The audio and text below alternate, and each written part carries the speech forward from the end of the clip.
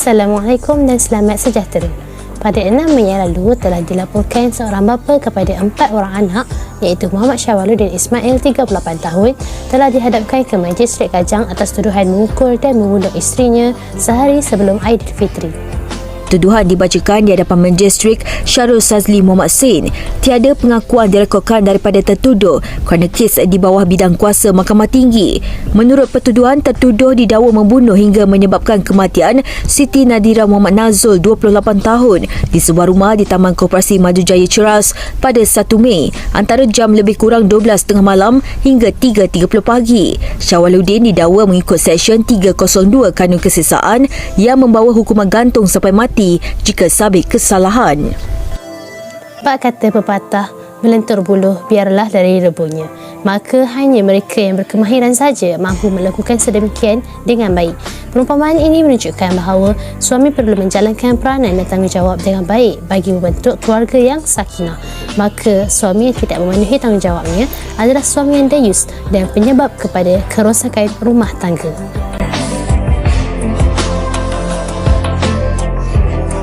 Terdapat sebuah hadis yang diriwayatkan daripada Ibnu Majah bahawa sebaik-baik daripada kalangan kamu ialah yang paling baik terhadap isterinya dan aku adalah yang terbaik terhadap isteri. Berdasarkan hadis tersebut menunjukkan bahawa mereka yang bergelar suami perlu peka terhadap peranan dan tanggungjawab masing-masing sebagai seorang ketua keluarga terhadap pimpinannya daripada awal lagi. Dan di antara tanggungjawab yang perlu digalas adalah yang pertama adalah memberi nafkah bulanan kepada isteri walaupun berkemungkinan gaji isteri melebihi gaji suami kerana hukum memberi nafkah ini adalah wajib namun perlu mengikut kepada kemampuan si suami. Yang kedua, menyediakan tempat tinggal dan keperluan isteri dengan baik.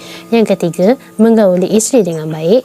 Yang keempat, mendidik isteri dengan ilmu agama secukupnya iaitu didiklah isteri dengan penuh kelembutan tetapi diselitkan dengan ketegasan. Yang kelima, menggembirakan hati dan menyantuni isteri. Dan yang keenam, menjaga aib dan maruah isteri.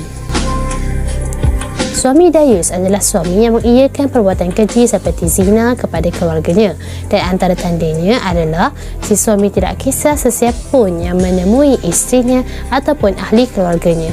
Terdapat hadis daripada Abdullah bin Umar radhiyallahu anhuma, Rasulullah sallallahu alaihi wasallam bersabda bahawa 3 golongan yang telah diharamkan oleh Allah daripada masuki syurga iaitu peminum arak, orang yang menderhakai ibu bapanya dan orang yang dayus iaitu orang yang membiarkan kejahatan dalam keluarganya.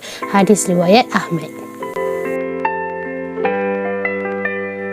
Seterusnya, antara punca suami menjadi dayus adalah kerana kurangnya ilmu kekeluargaan Muslim di dalam dirinya sebelum berkahwin dan perasaan takut kehilangan ahli keluarga tersayang yang melampau sehingga membenarkan apa sahaja yang dilakukan ahli keluarganya supaya tidak ada yang terasa hati walaupun perkara itu bertentangan dengan syariat.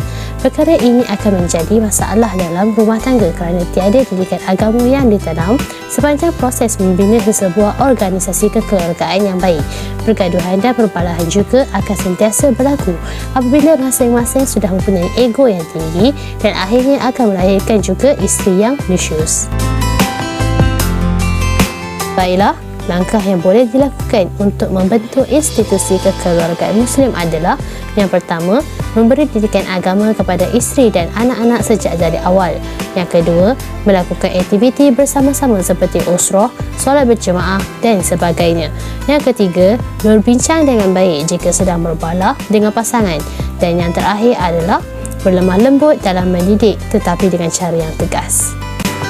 Ingatlah bahawa suami yang dayus juga merupakan antara pencetus kepada lahirnya isteri yang nusyus dan akhirnya membawa kepada kerosakan rumah tangga. Begitu jugalah sebaliknya jika isteri tidak melakukan tanggungjawabnya dengan baik. Untuk membentuk sebuah organisasi kekeluargaan Muslim, perlu diingatkan kedua pihak perlu memainkan tanggungjawab dan peranan masing-masing dan memberi kerjasama dengan baik. Sekian sahaja daripada saya. Assalamualaikum dan terima kasih.